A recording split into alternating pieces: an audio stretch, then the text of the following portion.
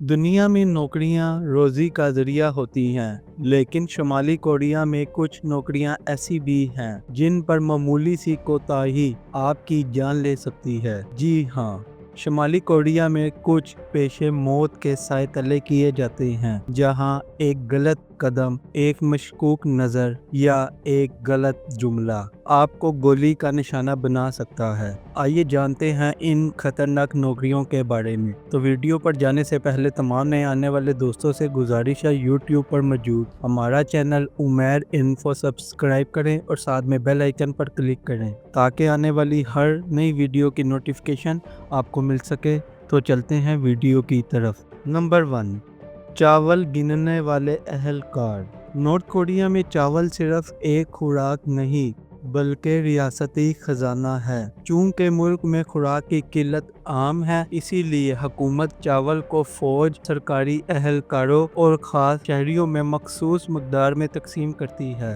चावल गिनने और तौलने वाले अहलकार गोदाम में हर बोरी का वज़न चेक करते हैं। एक बोरी में कितने दाने या कितना वज़न होना चाहिए, ये सब रिकॉर्ड में मौजूद होता है।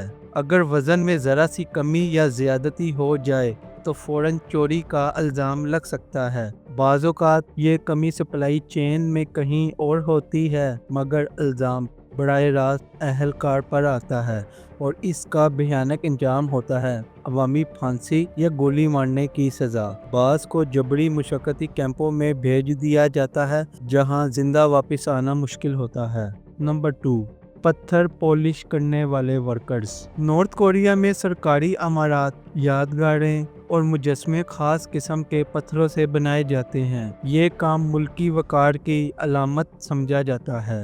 ये वर्कर्स मखसूस मयार के पत्थर काटते, तराशते और चमकाते हैं ताकि वो हुकूमती मंसूबों में इस्तेमाल हो सकें।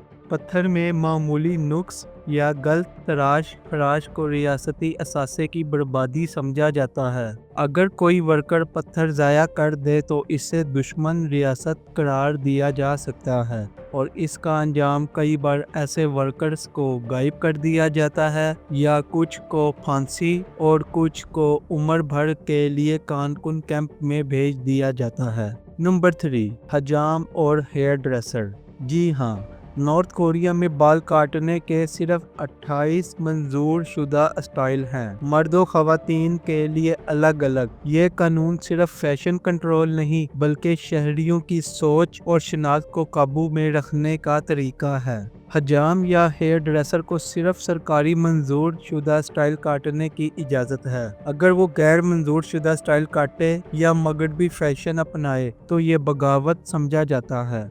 अगर कोई वीआईपी शहरी गलत स्टाइल की शिकायत कर दे तो अंजाम मज़ीद ख़तरनाक हो सकता है। बाज़ को जेल, जबरी मुशक्क़ती कैंप या गायब कर दिया जाता है या बाज़ औक़ात अवामी सज़ा देकर दूसरों को डराया जाता है। Number 4, fashion police. Fashion police north Korea में एक सरकारी अदारा है जो शहरियों के लिबास, जूते, बाल और ज़ाहिरी शक्ल चेक करता है। इसका मकसद मगरबी असरात को रोकना और रियासती ड्रेस कोड नाफिज करना है। अहलकार सड़कों पर गश्त करते हैं, लोगों को रोक कर इनके कपड़े और बाल चेक करते हैं और अगर कोई खिलाफ वर्जी करे तो इसे गिरफ्तार या जुर्माना किया जाता है। अगर कोई अहलकार गलत रिपोर्ट दे या किसी खास ओहदेदार के रिश्तेदार को रोक ले तो इस पर संगीन इल्ज़ाम लग सकता है। छोटी सी गलती पर भी